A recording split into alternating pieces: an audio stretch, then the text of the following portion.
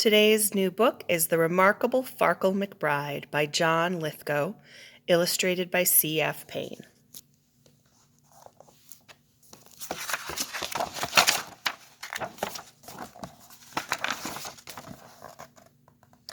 Oh, pity the prodigy Farkle McBride. No matter what instrument poor Farkle tried, whether strumming or blowing or drumming or bowing, his musical passions were unsatisfied.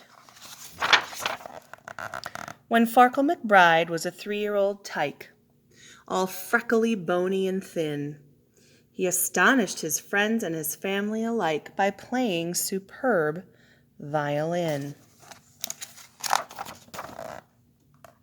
He went reedly-deedly-deedly-dee with all of the strings at his side.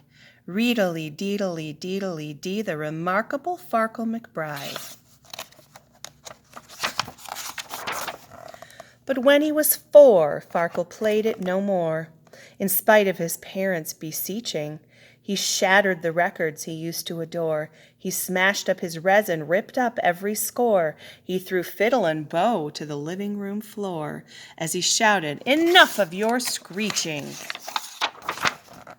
When Farkle was 5, his melodical gift once again bore rhapsodical fruit. The woodwinds inspired his spirits to lift, and he rapidly mastered the flute. He went roodly-toodly-toodly-too with all of the winds at his side. Roodly-toodly-toodly-too, the remarkable Farkle McBride.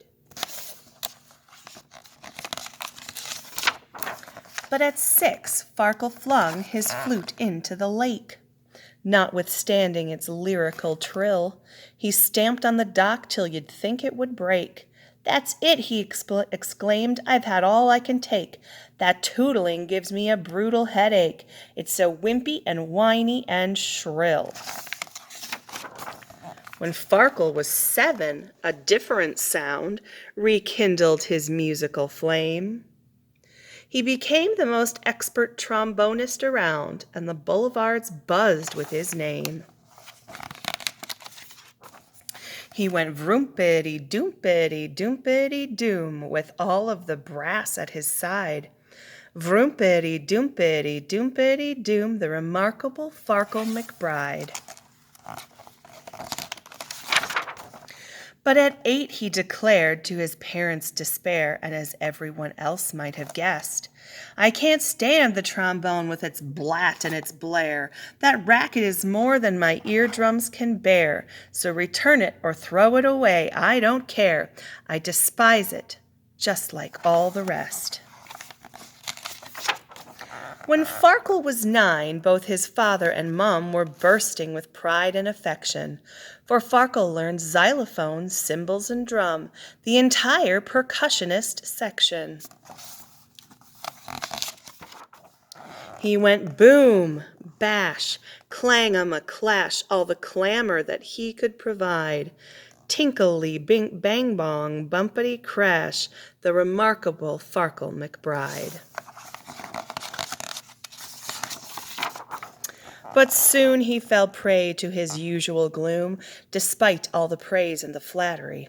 First a sigh, then a sulk, then a frown, then a fume, and then an ear-splitting tantrum that emptied the room. "I can't take it," he bellowed, "the crash and the boom, and the clang and the bang of the battery." Poor Farkle, at 10, howsoever renowned, reached the end of his musical tether. But then he discovered his favorite sound, musicians all playing together. It happened like this. The conductor caught cold on the day of a major recital. "You've got to replace him," young Farkle was told. "Your cooperation is vital." So he took the baton and he gave the downbeat, and kaboom, the foundations were shaken by glorious music, bombastic and sweet, that filled up the hall and spilled into the street, music that brought the whole crowd to its feet from the instruments he had forsaken. They went reedly-roodly, vroompity-bang. "Bravo!" all the spectators cried. Deedly-deedly-doompity-clang, the remarkable Farkle McBride. Since that sparkling night, Maestro Farkle McBride conducts all the instruments he ever tried.